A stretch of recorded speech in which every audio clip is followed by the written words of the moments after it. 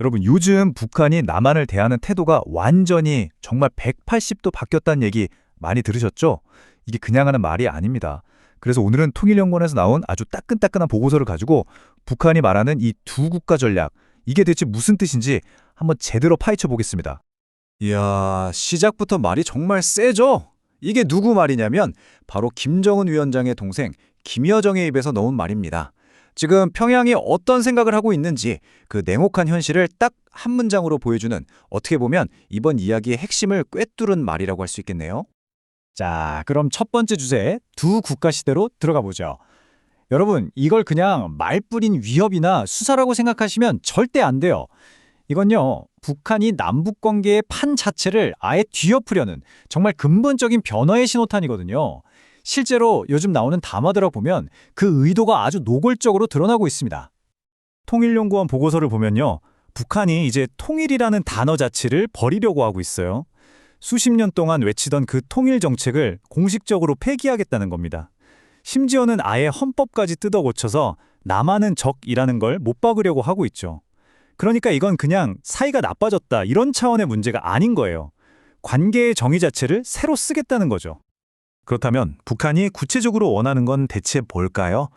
이 새로운 정책과 함께 남한에 이건 절대 양보 못해 하는 세 가지 핵심 요구사항을 딱 내걸었습니다.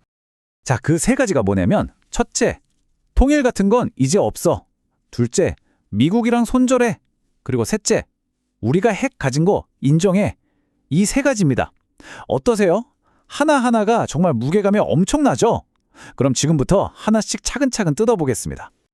자, 첫 번째 요구, 통일 포기. 이게 그냥 우리 통일 안 할래 수준이 아니에요.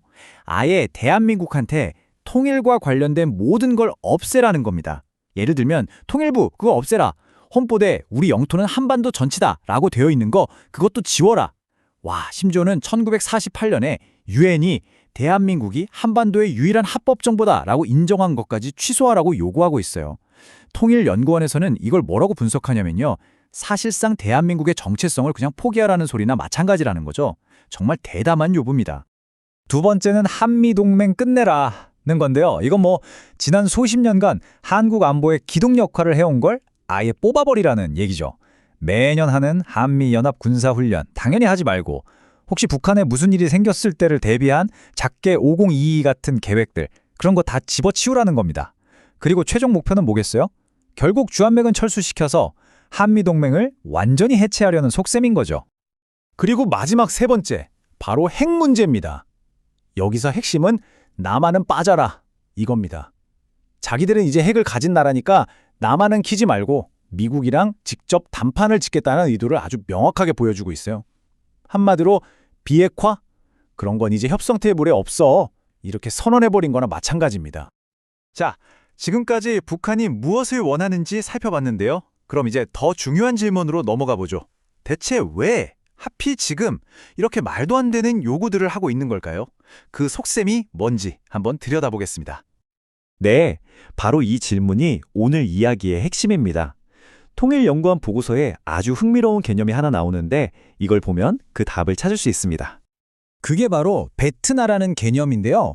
협상 용어인데 쉽게 말해서 협상이 깨졌을 때 내가 취할 수 있는 가장 좋은 플랜 B라고 생각하시면 돼요.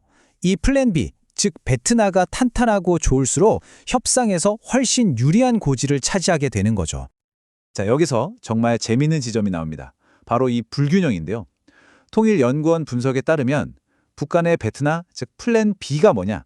바로 지금 자기들이 선언한 이 적대적인 두 국가 상태, 그 자체라는 거예요.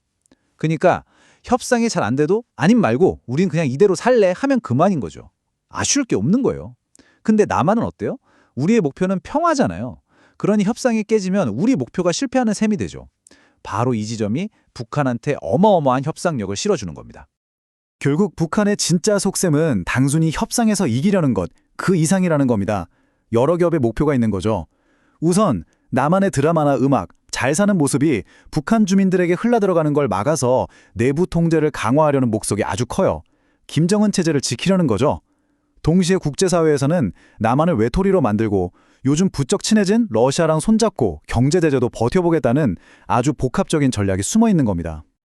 자, 그럼 이런 상황에서 우리는 남한은 어떻게 해야 할까요? 마지막으로 통일연구원 보고서가 제시하는 해법을 한번 살펴보겠습니다. 보고서의 조언은 아주 명확합니다. 감정적으로 대응하지 말고 원칙을 지키면서 현실적으로 접근하라는 거예요. 일단 북한의 플랜 B가 생각보다 강하구나, 이걸 인정하는 데서 시작해야 한다고 말합니다. 그리고 우리만의 대응책을 만들어야겠죠. 특히 두 가지가 중요한데요. 첫째, 이것만은 절대 못 내준다 하는 선을 분명히 그으라는 겁니다.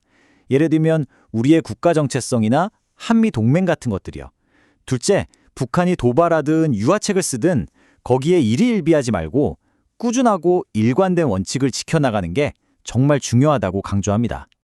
결국 우리는 이런 근본적인 질문 앞에 서게 됩니다. 서로를 적으로 규정하는 두 국가 시대, 이런 새로운 현실 속에서 우리가 말하는 평화는 과연 어떤 의미를 가질 수 있을까요?